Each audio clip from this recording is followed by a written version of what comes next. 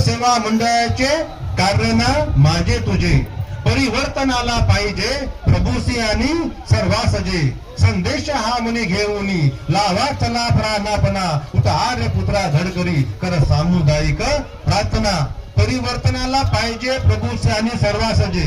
इथे जे बसलेले आहे, सुंदर महाराज आहे, बाबळे महाराज आहे, भोगरे गुरुजी आहे, भाऊसाहेब फुटेजी आहे, रक्षक दादा आहे, हे सर्व एक एक व्यक्ती हजारच्या बरोबरीमध्ये आहे. याचं कारण आहे की यांच्या हातामध्ये सामाजिक परिवर्तनाची मशाल आहे, क्रांतीची मशाल आहे.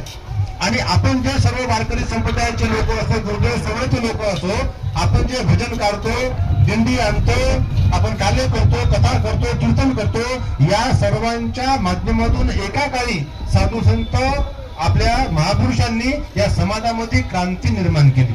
आम्ही येतो, खातो, पितो, गातो आणि घरी जातो. आपण त्याच्या पलीकडचं पुढचं पाऊल घेत नाही. आणि त्या पाऊल खुणा जे आहे त्या लोकांना समजावा याच्यासाठी ही संविधान समता दिंडी आहे.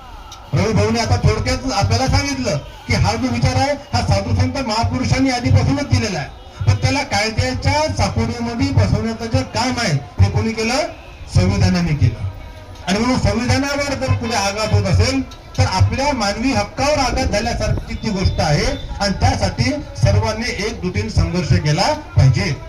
म्हणून महाराजांनी म्हणलेलं आहे की कौन कहता यह भारत होगा, हैवानों का, पापियों का, काले बाजार शौकियों का, है हवा यह निकल जाएगी, जोश बढ़ेगा सेवा का, शांति तो घर घर बढ़ेंगे, रोग नहीं होगा भागा, सच्चे सेवक बनेंगे जब हम आजादी को पाएंगे, घर घर में आजादी देकर राम राज्य कहलाएंगे. हा जो विचार आहे हा विचार समतेचा आहे, बंधुतेचा आहे आणि क्रांतीचा आहे. याच्यासाठी आपण इथपर्यंत येतो. म्हणून आमच्या आदरणीय थोडे साहेबांनी आपल्या कीर्तनामध्ये यात्रेचा अर्थ काय आहे, देवाचा अर्थ काय आहे, देव कशाला म्हणायचा, या देवापायी संपूर्ण रान उठलेलं आहे. भक्त कुठे चालले, देव कुठे चालले, कशा कशा प्रकारचे नवीन नवीन देव भक्त आपल्या देशामध्ये पैदा होऊन राहिलेले आहे हे आपण पाहून राहिलो.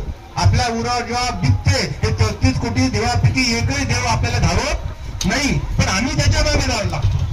म्हणून गावामध्ये आम्ही जातो, प्रबोधन करतो किंवा आम्ही त्यांना मागणी सांगतो लोकांना, बा तुम्ही कोणत्या जातीच्या धर्माच्या पंथाचे काही असो, या गावामध्ये अनेक प्रकारचे मंदिर आहे, या गावामध्ये अनेक प्रकारचे देव आहे. पण त्याला विचारतो ना, तुझ्या घरात जर आग लागली तर याच्यातला कोणता देव धावतो रे बापू? मग तो सांगते.